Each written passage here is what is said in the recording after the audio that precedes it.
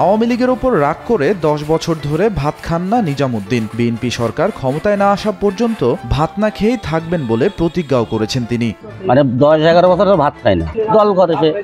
BNP যতদিন চেয়ারে না বসবে ততদিন আমি ভাত খাবো না। 2014 সালে জিয়াউর রহমানের শাহাদাত বার্ষিকীর অনুষ্ঠানে রান্না করা খাবার লাথি দিয়ে ফেলে দেয় স্থানীয় আওয়ামী লীগের নেতাকর্মীরা। এমন অভিযোগ তুলে সেই ঘটনার পর থেকে বিএনপি রাষ্ট্র ক্ষমতায় না আসা পর্যন্ত ভাতই খাবেন না বলে প্রতিজ্ঞা করেন ঝিনাইদহের মহেশপুর উপজেলার বাঁশবাড়িয়া গ্রামের বিএনপি কর্মী নিজামুদ্দিন। জিয়ার মৃত্যু দিবস পালন করার জন্য এখানে আমরা ছাগল জবাই করেছি, 600 হাঁড়ি ভাত রান্না করেছি। 3-4 গ্রামের লোক এক জায়গায়।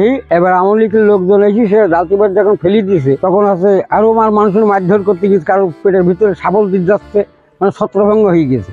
তখন 3টে লোক আমরা এখানে ছিলাম, সে 2টো লোকও পরে চলে গেল। তারপর নাতিমার সব ফেলে দেওয়ার পরে তেমন যা নাতিমার যখন ফেলে দিয়ে এই পর্যন্ত আমার ভাত খাওয়া শেষ। যদি বিএনপি সরকার কোনদিন ক্ষমতায় গঠন করে সেই দিন আমি ভাত খাবো। পেশায় কাঠমিস্ত্রি হলেও নিজেকে বাংলাদেশ জাতীয়তাবাদী দল বিএনপির একনিষ্ঠ কর্মী হিসেবে দাবি করেন নিজামুদ্দিন। দাম্পত্য জীবনে নিজামের রয়েছে 3 ছেলে সন্তান। একে একে 10 বছর কেটে গেলেও কেবল রুটি খেয়েই দিন পার করছেন নিজাম। ক্ষুধা মেটাতে তাই দিনে 4 বেলা রুটি খান ষাটোর্ধ্ব এই বৃদ্ধ। 4টি করে রুটি খাই দিন। আজ 10 বছর 1 মাস 8 দিন আমি এই রুটি খাই থাকি।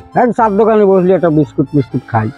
কত বলে কত রকম না খাইও থাকি, যদি না বানাই সেদিন না খাইও থাকি। 10 বছর পার হয়ে গেলেও বিএনপি সরকার ক্ষমতায় না আসায় এখনো পর্যন্ত ভাত না খেয়ে দিন কাটাচ্ছেন নিজাম, জানান স্থানীয়রা।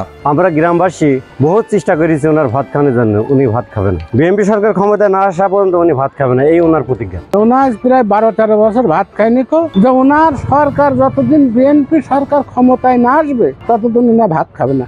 এই দোকানে আমার পাশের দোকানে আসে, এসে সেই রুটি বিস্কুট কলা এটাই খাই, আমরা দেখি। একই মনে প্রতিজ্ঞা যে আমার দল যতদিন ক্ষমতায় না আসবে ততদিন আমি ভাত স্পষ্ট করব না। নিজের স্ত্রী সন্তান পাড়া প্রতিবেশী সহ বিএনপি দলীয় নেতাকর্মীরা অনুরোধ করেও ভাত খাওয়াতে পারেননি তাকে। আমরা খুবই অনুনয় করেও খাওয়াতে পারিনি। কোনো দাওয়াতে আত্মীয় স্বজন বাড়ি গেলে পরে সে একটা করে রুটি নিয়ে যায়। বিএনপি সরকার ক্ষমতায় না আসা পর্যন্ত সে ভাত খাবে না।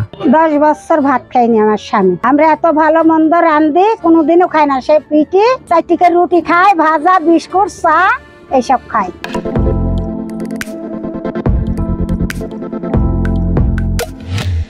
এমনকি প্রতিবেশীর বাড়িতে বা দাওয়াতে গেলেও রুটি খেয়ে থাকেন তিনি। ওনার যদি কেউ ভাত খাওয়ার জন্য দাওয়াত দেয় বিভিন্ন জায়গায় অনুষ্ঠানে, আমার চাচাই আমরাও দাওয়াত দিয়েছি, কিন্তু সে ওই বাড়ির থেকে 2টো রুটি নিয়ে যাবে, 2টো রুটি আর একটা তরকারি খাই চলে আসবে। আমার বড় ভাইয়ের বিয়েতে দাওয়াত দিয়েছিলাম, সেখানে সে ভাত খায়নি। সে রুটি নিয়ে গেছিল টিয়ারে করে, তা ভাত দেওয়ার কথা বলছিল, সে ভাত খায়নি, বলছিল আমার ভাত দেওয়া লাগবে না, আমার মাংস দেন, আমি রুটি দিয়ে মাংস খাবো। সবাই জিজ্ঞাসা করলো আপনি হাতে ভাত খান না কাজ কি জন্য? বলছেন আমি ভাত খাইনি, আমি রুটি খাই।